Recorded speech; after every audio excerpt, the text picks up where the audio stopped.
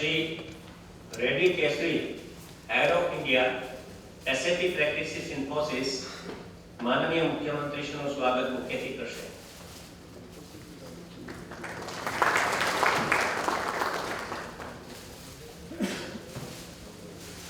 હવે સચિવશ્રી સેવાને વિનંતી કરીશ કે તેઓ શ્રી માનનીય મંત્રી શ્રી નીતિનભાઈ પટેલ સાહેબનું બુકે તથા ચોકલેટથી સ્વાગત કરશે.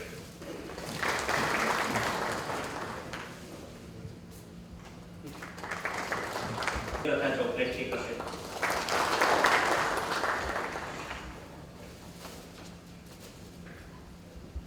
Station in Gujarat.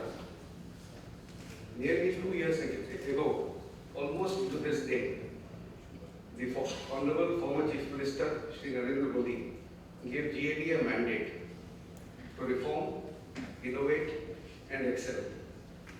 I am happy to state that with the launch of Sathi, the HRMS solution, at the gracious hands of the dynamic and visionary Chief Minister Srimati Anandita Patel, the mandate is becoming a reality. In August 2012, ahead of the 73-day-long Model Code of Conduct, Shri Modi approved a set of 7 measures meant to make personal management in Gujarat modern, scientific, transparent, accountable and efficient. HRMS ની આપણે ચર્ચા કરતા હતા માનનીય અગાઉના મુખ્યમંત્રી શ્રી જોડે અને આજના પ્રાઇમ મિનિસ્ટર જોડે, ત્યારે એમને ખૂબ ચિંતા હતી કે આજે જે આપણા અધિકારીઓ છે અને કર્મચારીઓ છે, કર્મયોગી ભાઈઓ અને બહેનો છે, એ લોકો કેવી રીતે આપણા રાજ્યના તંત્ર સાથે જોડાઈ શકે અને કેવી રીતે ટ્રાન્સપરન્ટ વહીવટ કરી શકે. એ દાખલા આપતા હતા કે એક અધિકારીની બદલી થાય તો એમની સાથે સંલગ્ન કેટલા કર્મચારીઓની બદલી એમની સાથે થાય છે અને આપણો વહીવટ ટ્રાન્સપરન્ટ રીતે ચાલી શકે એના માટે કઈ રીતે આપણે જાણી શકીએ કે આ ભાઈની બદલી થઈ છે તો આ ભાઈની બદલી એમની સાથે ન થવી જોઈએ, જેથી કરીને આપણા અધિકારીશ્રીઓ એક ટ્રાન્સપરન્ટ વહીવટ આપી શકે. જ્યારે આ દિશામાં માનનીય અગાઉના મુખ્યમંત્રી વિચારતા હતા ત્યારે આપણે HRMS ના પ્રોજેક્ટની રચના થઈ હતી અને ઈ ગવર્નન્સ દ્વારા HRMS એટલે વહીવટ કરવાનો એક આપણે નિર્ધાર કર્યો હતો. આજે જ્યારે માનનીય મુખ્યમંત્રીશ્રીએ ગતિશીલ ગુજરાત 100 દિવસની લોન્ચિંગ કરી છે, ત્યારે આપણા સૌની ફરજ છે કે દરેક ક્ષેત્રમાં જે 11 મુદ્દાનો કાર્યક્રમ આપણા હાથમાં લેવામાં આવ્યો છે એવા દરેક ક્ષેત્રમાં આપણે જે ટાર્ગેટ્સ આપેલા છે એ પ્રમાણે આપણે સૌ કામ કરીએ.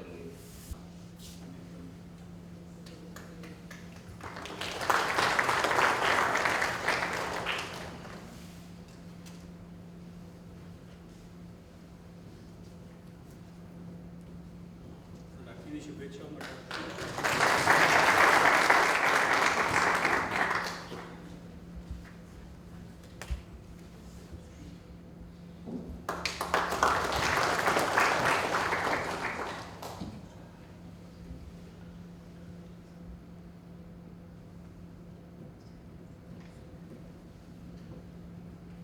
ચાલક સાથી મિત્રો હોય એ લોકોને અગર પોતાનો મેડિકલ રિમ્બર્સમેન્ટ લેવા હોય या પોતાને લગતી સર્વિસ બુકની કોઈ પણ માહિતી જોવી હોય તો એ પણ આ પ્લેટફોર્મથી સરખી રીતે મેળવી શકશે. જે પર્સનલ મેનેજમેન્ટની અંદર વ્યક્તિનો મૂળો જોવાથી કાયદો કઈ રીતે એપ્લાય કરવો એવી એક જે માનસિકતા રહેતી હોય છે એનું સમગ્રપણે નિરાકરણ આપણે આ સાથી મારફતે કરી શકીએ છીએ. હું આ પ્રેઝન્ટેશનની અમુક સ્લાઇડ બતાવ્યા પછી હું સાથીનું એકચ્યુઅલ ડેમોન્સ્ટ્રેશન પણ કરીશ. માનનીય મુખ્યમંત્રીશ્રીએ જે લોન્ચ કર્યું છે એનું એ પ્રમાણે આખો એક GAD એક્શન પ્લાન બનાવવામાં આવ્યો હતો, જેનો સાથી પણ એક કમ્પોનન્ટ હતો. અને આજે સર અમે આપણી પાસે એક પબ્લિક સર્વિસ ડિલિવરી માટેનો હાઈવે આપણા તમામ સાથી ભાઈઓ માટે અમે લઈને આવ્યા છીએ. આની અંદર ટોલ છે જે સાહેબે કહ્યું છે કે આજે આપણે ટેવાયેલા છીએ PS મારફતે ઓપરેટ કરવામાં કે આપણે આંકડા જોતા હોય તો આપણા સાથી લોકોને આપતા હતા ત્યારે હું શ્રીનિવાસનું માથું ખાતી હતી. ભાઈ આવું કેવું અધિકારી એના નીચેના અધિકારીઓનો CR લખે નહીં અને એમના CR લખાવવા માટે અમારી ઉપર દબાણ કરવામાં આવે. અને CR પણ કેવા no yes no yes no yes જાગતિક માર્ક કરેલા હોય એવા સીઆર હતા. એટલે કોઈને ખબર જ નહીં પડે કે અધિકારીની ખરેખર એની કેપેસિટી કેટલી છે, શું કરવા માંગે છે અને ક્યાં ભૂખ્યા છે. એટલે એની જે ક્ષમતા હતી એ ક્ષમતાનો ઉપયોગ આપણે સમાજ સેવા માટે અને લોકોના કલ્યાણકારી યોજનાઓનું અમલવારી કરવા માટેનો ઉપયોગ જ નહોતા કરી શકતા. આપણને થોડાક આપણે આજુબાજુ કરતા હોય, જેમ અમારા ત્યાં પણ એવું જ હોય છે, મારી આજુબાજુ કરતા હોય તો હું એને બોર્ડ નિગમ આપી દઉં, આપી દઉં, આપી દઉં, આપી દઉં. એમાંય પણ મુખ્ય લોકોની સાથે ફરતા જે કઈ નીચેના અધિકારીઓ હોય એ બધાને એમની રીતે ગોઠવી કાઢે.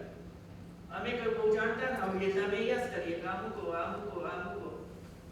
કામગીરી અમારે લેવાની હોય, મૂકવાનું કામ તમારે કરવાનું હોય, અને એટલા માટે બંનેની વચ્ચેનું કોઈ સંકલન થતું રહેતું હોય છે.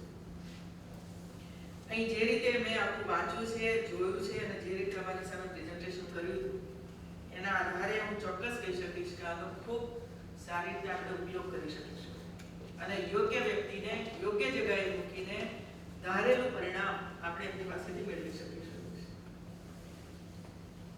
અને એટલા માટે જે આખી પદ્ધતિ હતી રિવ્યુ કરવા માટે, એ પદ્ધતિમાં આમૂલચૂલ પરિવર્તન આને કારણે થવાનું છે.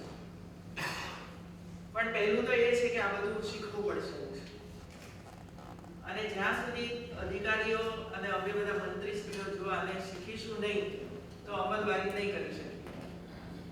અને એટલા માટે જરૂરી છે પહેલી ટ્રેનિંગ આપવાની અને બેન્ડવિડ્થ કે શું કહો છો એનું બેન્ડવિડ્થ વધારવાનું. નહીં તો જે સ્થિતિ ઈ ગ્રામની થઈ હતી કે ત્યાં ચાલુ જ ના થાય, ઓપન જ નથી થતું.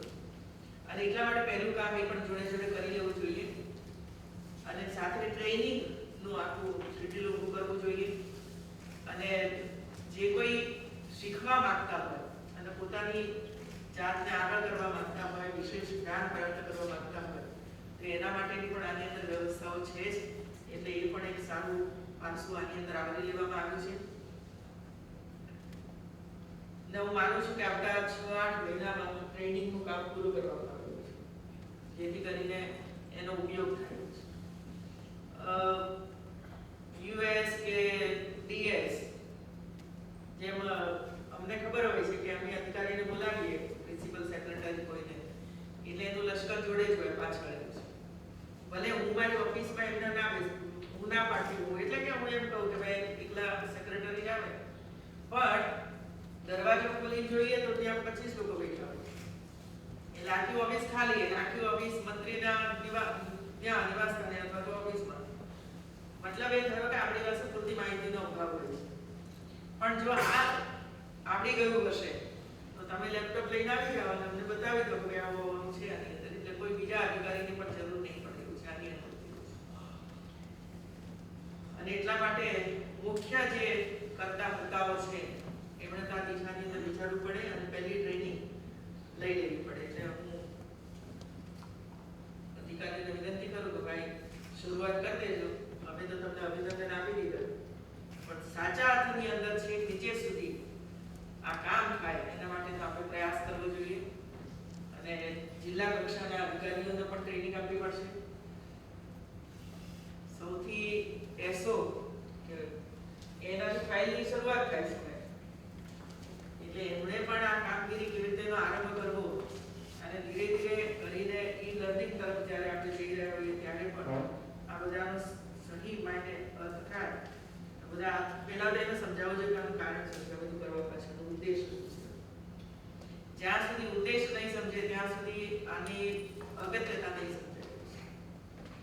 એટલા માટે આ બધાએ જે મહેનત કરી છે અને આ બધું તૈયાર કર્યું છે અને હજુ પણ ઘણું બધું અંદર ડેટા એન્ટ્રી કરવાની બાકી છે એટલે આગળ વધશે.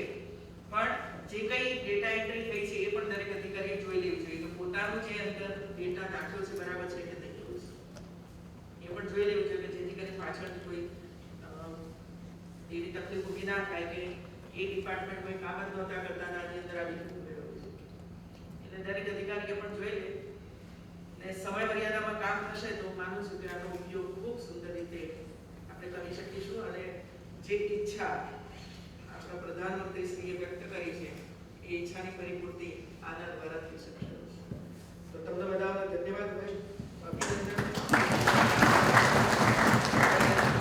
અમલીકરણ કરીને બતાવજો અને કહેજો કે હવે અમલીકરણ આ રીતે થઈ રહ્યું છે એટલે એ પણ અમને બતાવજો કે આ એનું અમલીકરણ 26 જાન્યુઆરી આભાર માનનીય મુખ્યમંત્રીશ્રીનો. અમલીકરણ થશે એટલે ચાલો આગળ. સચિવ શ્રી સેવાનંદ વિનંતી કરીશ કે તેઓ આભાર વિધિ. એ અપેક્ષાઓને આપણે પરિપૂર્ણ કરીએ. પણ મને ચોક્કસ વિશ્વાસ છે કે આ બધાના સહયોગથી આ જે સાથી છે આપણે સાથી મળીને કામ કરશું